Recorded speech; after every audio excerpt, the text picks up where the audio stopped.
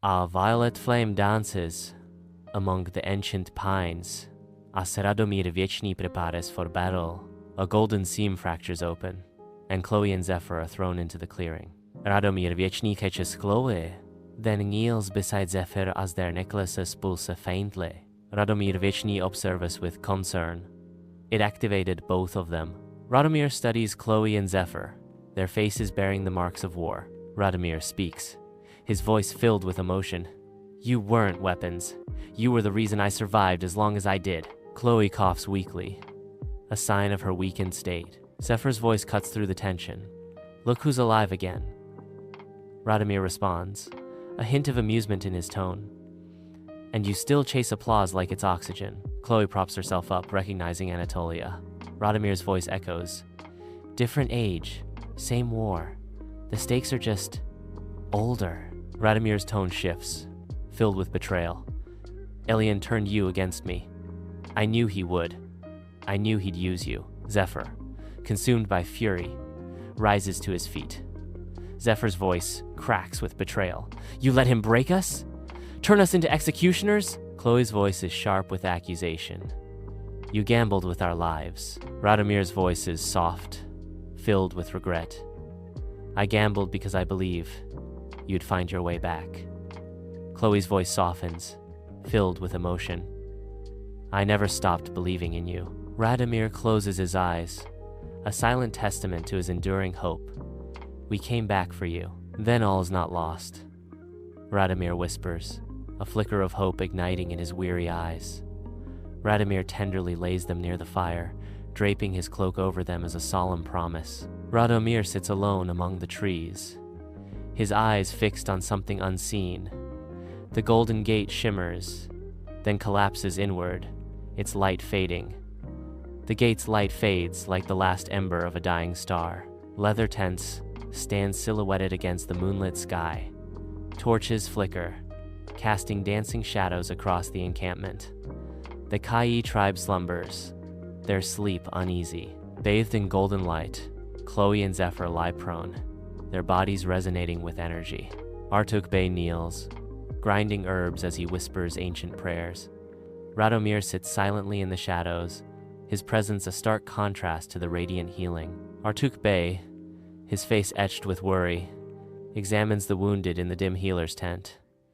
Their wounds defy my craft, Artuk Bey murmurs, shaking his head in disbelief. The blood does not answer to poultices.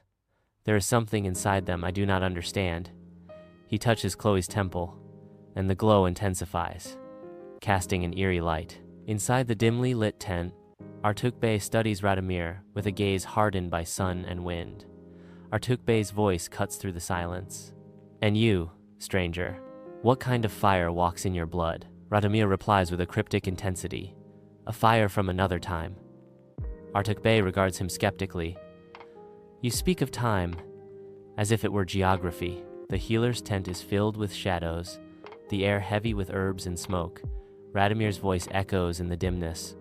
Because it is, sometimes a path, sometimes a prison. Artuk Bey questions, his voice sharp. Are you their kin? Radomír responds softly. In the only way that matters. Radomír produces silver acupuncture needles, guides, to realign what was torn. He inserts one behind Chloe's ear and another between Zephyr's ribs. Their skin shimmers and their breathing steadies. Radomír's voice fills the tent as he speaks softly. Not all wounds bleed. Some scream in silence. I'm mending soul threads. Artuk's brow furrows as he studies the twins. Inside the healer's tent, the air hangs heavy with the scent of herbs and wood smoke as Artuk Bey watches Radomír. Artuk Bey observes. Your medicine dances like magic, but your hands move like a scholar's. Radomír responds calmly. Magic repeated becomes science. Faith challenged becomes knowledge.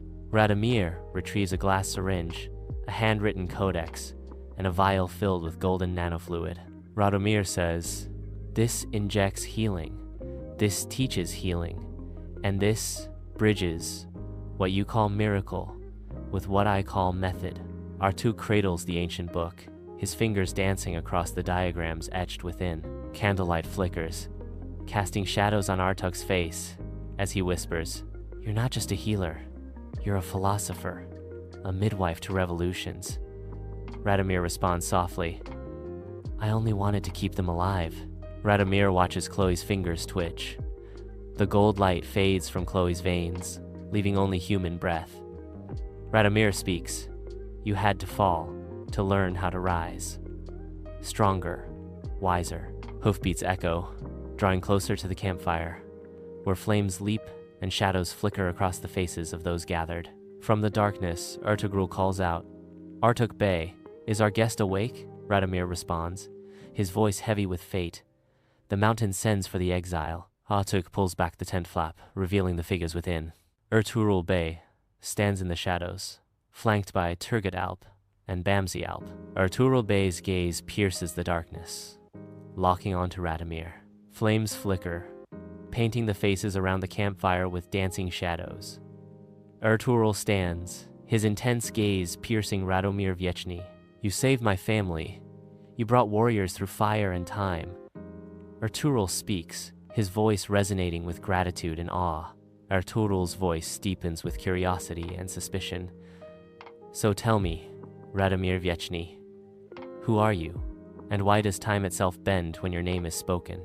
Radomír emerges from the tent, stepping into the circle of firelight. Future and past stand, face to face. Chloe stirs in the dim light of the healer's tent, her eyes fluttering open. Confusion clouds her face as she looks around the unfamiliar space. Her hand instinctively reaches for her necklace, a gold-threaded relic, and she clutches it tightly. Ertugrul watches Radomír from afar, a shadow of suspicion clouding his gaze. "Keep a close watch on him. I do not trust this man." In the dim healer's tent, Radomír sits beside Chloe and Zephyr, his face a canvas of deep worry. Radomír speaks with grave concern. "The war is coming, and I fear they are not ready."